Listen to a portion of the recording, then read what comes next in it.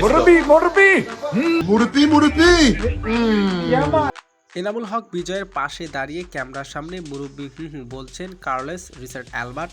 এই ভিডিওটি সামাজিক যোগাযোগের মাধ্যমে আপলোড করে ক্যাপশনে বিজয় লিখেছেন, ড্রেনটি কাকে বিজয় বলে মনে করা যায়।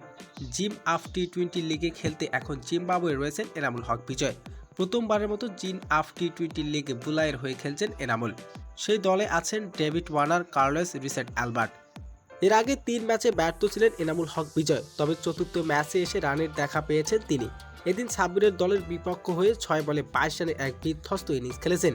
সেদিন মাঠে ব্যাট হাসার সাথে সাথে মানুষকে হাসার কাজটা বেশ ভালোভাবে করেছে বাংলাদেশের এই ব্যাটার। সতীর্থদের নিয়ে বানালেন সাম্প্রতিক সময়ে দেশের বেশ ভাইরাল হওয়া মুরব্বি ভিডিওটি। বিজয়ের শিখে দেওয়া ডায়লগটি বেশ ভালোভাবেই করেছেন তার সতীর্থরা। এনামুল হক বিজয়ের সেই ভিডিওটি সামাজিক যোগাযোগের মাধ্যমে ভাইরাল হয়ে গেছে।